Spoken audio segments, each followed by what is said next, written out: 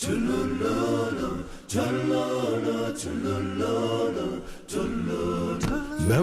Rolihlahla Mandela began his life herding sheep and cattle in the rolling hills of South Africa's Eastern Cape. In his autobiography, part of which was written secretly while in prison, Mandela wrote, "I was not born with a hunger to be free. I was born free. Free in every way that I could know. Free to run in the fields near my mother's hut. Free to swim in the clear stream that ran through my village. Free to roast mealies under the stars and ride the broad backs of slow-moving bulls. It was only when I began to learn that my boyhood freedom was an illusion, when I discovered as a young man that my freedom had already been taken from me, that I began to hunger for it." Nelson Mandela's given name, Rolihlahla, literally means tugging at the branches of a tree. But at school, he was given the name of another famous leader. When I went to school, the lady teacher, Miss Mdingane, asked, "What is your name?" I told her my African name, Rolihlahla. She says, "No, I don't want that one. You must have a Christian name." So I say, "No, I don't have one." She says, from today, you are going to be Nelson." So henceforth, he would be known to the world as Nelson Mandela. As the son of a chief, Nelson Mandela had access to the best education available to black people in South Africa at the time. Studying at Fort Hare University, where he first became involved in student protest, his refusal to accept injustice, unfairness, and inequality would last a lifetime. South Africa, 1941. In his early 20s, Nelson Mandela moved to Johannesburg, where he first encountered the racial discrimination that would later become entrenched in law by the apartheid government. Working on the mines and later as a clerk in a law firm, Mandela pursued his law studies and joined the African National Congress, the oldest black political organization in South Africa. It was when I came into the African National Congress that I realized that Xhosas are only a part of the African people. That the task of the ANC was to unite the African people and out of them build a nation. In 1948, the nationalist government was voted into power by the white electorate in South Africa, and the battle lines were clearly drawn. Comrade Oliver said, "Well, I like this because we now know we have an enemy in power, and I think that we're going to have a better opportunity of mobilizing our people." Our policy is one which is called by an Afrikaans word apartheid. And I'm afraid that has been misunderstood so often. It could just as easily, and perhaps much better, be described as a policy of good neighborliness.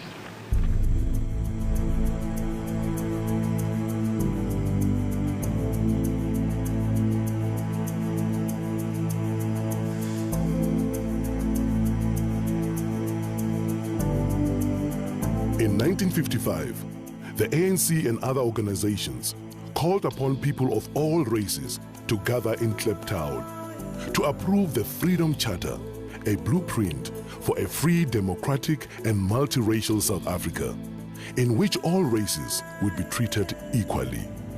Nelson Mandela, one of the chief organizers of the gathering, was banned by the government from attending and was forced to watch proceedings from the sidelines. In 1956, the organizers of the Freedom Charter and other leaders in the Congress movement were charged with high treason. The trial was specifically designed to occupy the opposition and keep them out of politics. It dragged on for 4.5 years, and it would be another 40 years before the Freedom Charter finally bore fruit. South Africa, 1960, Sharpeville, a black township in the industrial area south of Johannesburg. A peaceful crowd gathered to protest against the past laws, was shot at by police. 69 people died. The nationalist government imposed martial law. All opposition was banned and thousands were jailed. When it became clear that all means of peaceful negotiation had been exhausted, Mandela went underground to lead the armed struggle. We have made it very clear in our policy that South Africa is a country of many races. There is room for all the various races in this country. There are many people who feel that it is useless and futile for us to continue talking peace and non-violence against a government whose reply is only savage attacks on an unarmed and defenseless people. Key government installations were targeted for sabotage. Mandela became known as the Black Pimpernel. In 1962, Mandela was captured, charged with leaving the country illegally, and sentenced to imprisonment for 5 years. Shortly afterwards, his ANC comrades were captured with evidence which incriminated Mandela. He returned to court for the Rivonia trial, where he and 8 others faced a possible death penalty. The very speech which was made by Nelson consolidated the spirit of the people outside, because it was a defiant spirit. I have fought against white domination, and I have fought against black domination. I have cherished the idea of a democratic and free society in which all nations live together in harmony and with equal opportunity. It is an ideal which I hope to live for and to achieve. But if needs be, it is an ideal for which I am prepared to die. When Nelson Mandela and several of his colleagues were sentenced to life imprisonment in 1964, the political convicts were sent to Robben Island, the bleak island prison off the Western Cape Coast. Nelson Mandela was 45 years old when he became prisoner number 466 of 1964.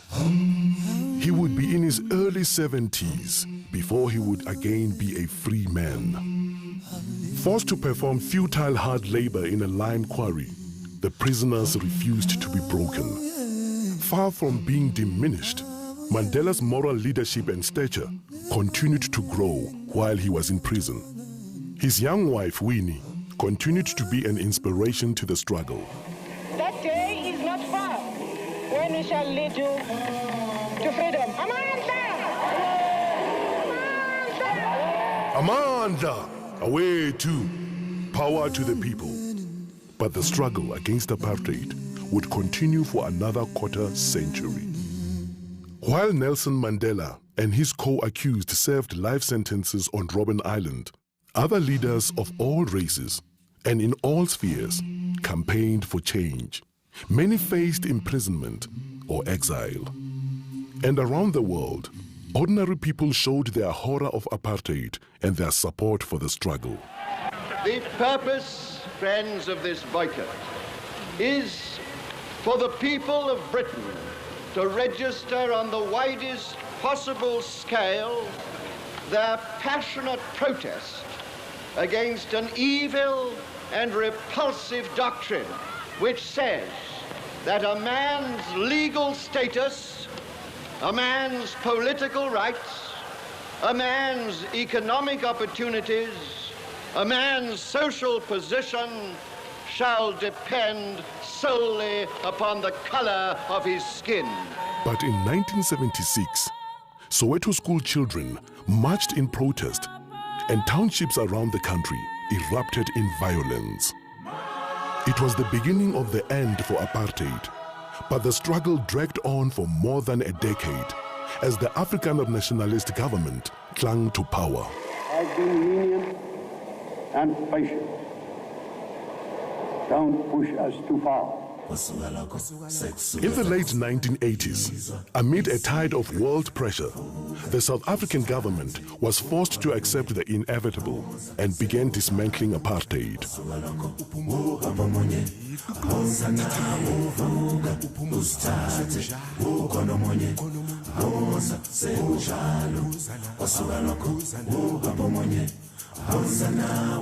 In 1990, at the age of 71, Mandela was released unconditionally.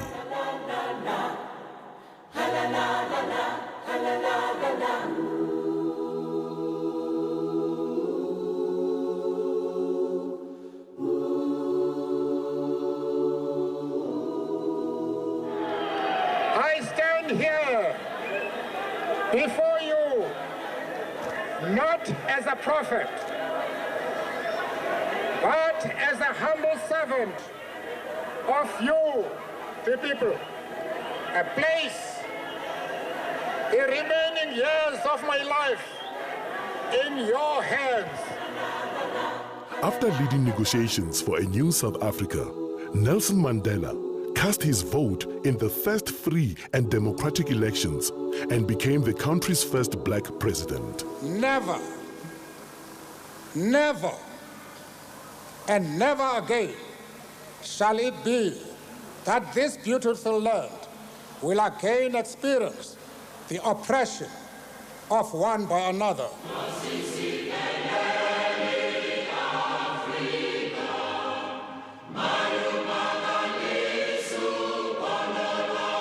For the duration of his presidential term, and throughout what should have been a well-earned retirement, he has worked tirelessly to entrench the ideals he has so long stood for, becoming universally revered as an icon of leadership and humanity.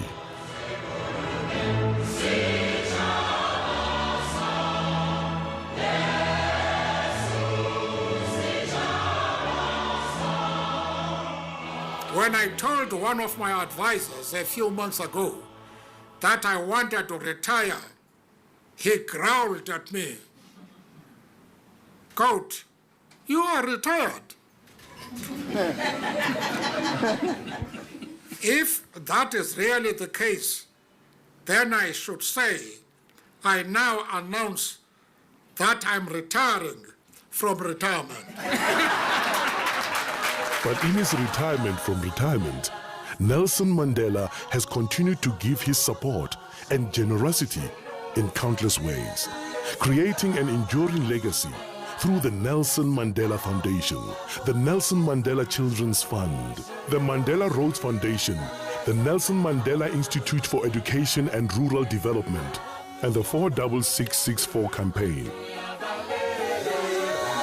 Through 46664, he continues to lend the full force of his extraordinary talent, intellect, and heart to a problem that faces not only his own country, but the world at large. Nelson Mandela, Madiba, we salute you.